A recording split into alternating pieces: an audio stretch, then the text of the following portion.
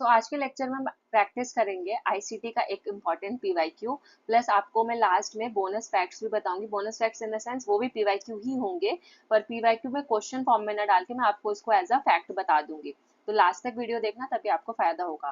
पहले चलो इस क्वेश्चन का आंसर बताओ। ये पीवाईक्यू सीरीज चल रही है पेपर 1 की, जिसमें हम रोज कुछ ना कुछ एक दो क्वेश्चन प्रैक्टिस करते हैं। तो और वो भी थोड़े से जो डिफिकल्ट वाले होते हैं, जो सबको नहीं पता होते वैसे क्वेश्चंस। तो ई गवर्नेंस जो है वो डील करता है flow of information between government and citizen. तो सरकार और सिटीजन आपस में इंफॉर्मेशन का लेन देन करते हैं, उसको हम ई गवर्नेंस का एक हिस्सा मानते हैं। इसमें से पूछा है कि गवर्नमेंट टू सिटीजन इनिशिएटिव यानी कि G2C इनिशिएटिव का क्या पार्ट है। तो ये चार ऑप्शन है, आपको बताना क्या है। ठीक है, तो करेक्ट आंसर है इस क्वेश्चन का option number 1 A and B, e help and e health.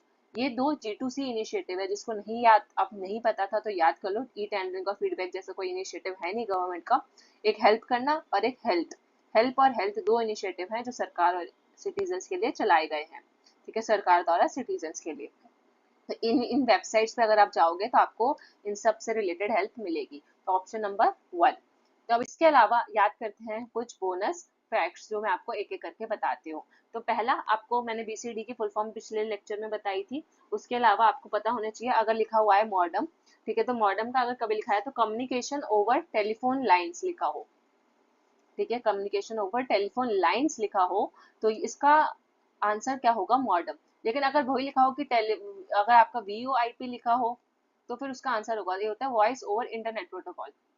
तो अगर टेलीफोन वर्ड लिखा हो और ओवर इंटरनेट लिखा हो, ठीक है, तो इंटरनेट के केस में ये VoIP होगा। तो दोनों में थोड़ा सा डिफरेंस है, याद रखना। ठीक है, ये ओवर इंटरनेट है, ये ओवर टेलीफोन लाइंस कम्युनिकेशन है। देन थर्ड ऑप्शन आपको, आपसे क्वेश्चन में आ सकते हैं, जैसे कि ऑपरेटिंग सिस्टम।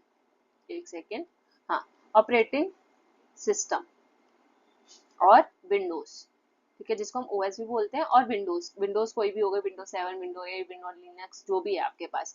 ठीक है, तो ये ओएस होता है और विंडोज, तो ये दो किसका पार्ट होते हैं, ये होते हैं हमारे सिस्टम सॉफ्टवेयर का पार्ट।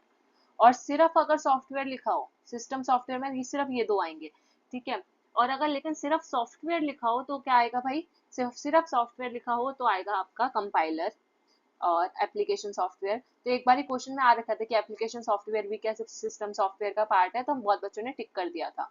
तो आपको पता होना चाहिए एप्लीकेशन सॉफ्टवेयर, कंपाइलर जो होता है, ये सब सॉफ्टवेयर है, लेकिन सिर्फ सॉफ्टवेयर है। सिस्टम सॉफ्टवेयर में ऑपरेटिंग सिस्टम और विंडोज है। ठीक है, या फिर एडिटर भी लिखा होता है, एडिटर भी, वीडियो एडिटर, ये सब क्या होते हैं, हमारी सॉफ्टवेयर ही होते हैं। सो आई होप आपको मेरी राइटिंग सही समझ आ रही होगी। इसके अलावा जो ट्रांसपॉन्डर का भी लिखा है, हो सकता है आपको पता हो, नहीं पता तो बता देती हूँ। सैटेलाइट कम्युनिकेशन से रिलेटेड होता है। ठीक है, अगर मतलब कीवर्ड्स ही हम पढ़ रहे हैं, कुछ भी आ सकता है। अगर सैटेलाइट कम्युनिकेशन दिखे तो ट्रांसपॉन्डर उसका करेक्ट आंसर होगा। फिर अगर साइबर टेररिज्म लिखा हो कि साइबर टेररिज्म कौन से जो ये आईसीटी के आईटी का जो हमारा आईटी एक्ट है, उसमें कौन से सेक्शन में है, तो साइबर टेररिज्म जो है हमारा 66F में है। उसके अलावा अगर पूछा जाए कि प्लॉटर क्या है, तो प्लॉटर इनपुट डिवाइस है या आउटपुट डिवाइस है, तो प्लॉटर एक आउटपुट डिवाइस है। ये पता होना चाहिए, जो नहीं पता होता काफी बच्चों को। प्लॉटर किसके लिए यूज होता है, ड्राइंग्स के लिए, सॉरी, ड्राइंग्स एंड ग्राफिक्स के लिए यूज होता है, ड्राइंग्स एंड ग्राफिक्स। फिर अगर पूछा जाए कि बिट रेट क्या होता है, तो बिट रेट क्या आता है, नंबर ऑफ बिट्स पर सेकेंड, पर सेकेंड। ठीक है, जो कि हम ट्रांसमिट कर सकते हैं, जो कि हम भेज सके, पर सेकेंड कितनी बिट्स ट्रांसफर हो रही है ओवर अ नेटवर्क, तो वो होता है हमारा बिट रेट। ठीक है, फिर इसके अलावा एक और चीज अगर हम पढ़ें तो स्पूफिंग। तो स्पूफिंग क्या होती है भाई, स्पूफिंग का मतलब है कोई ऐसी इलीगल वेबसाइट्स, एक सेकेंड, ऐसी इलीगल वेबसाइट्स तो देखने में लीगल लगती हूँ, हमें लग रहा है कि भाई हाँ ये लीगल होगी, पर उसमें एक दो बार ऐसे घुमा देंगे कि वो आपको लगेगा जैसे du.ac.in है, ये लीगल वेबसाइट है, लेकिन आपको वैसे घुमा के du.acc कर दे और इन लगा दे।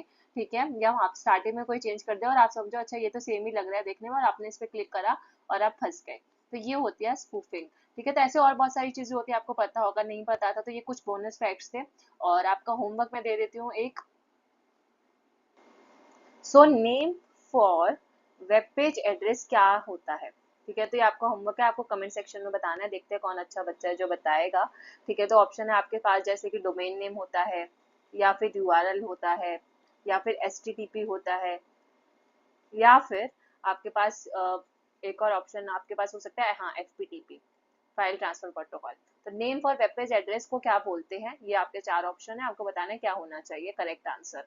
ठीक है, सो आई होप आपको ये पीवाईक्यू सीरीज अच्छी लगी और मैंने कुछ बोनस फैक्ट्स बताया, हो सकता है बहुत बच्चों को पता हो, बहुत बच्चों को ना पता हो, थोड़ा सा रिवीजन हो गया आपका भी। ठीक है, सो मिलते हैं ऐसी एक और इन्फॉर्मेटिव वीडियो के साथ।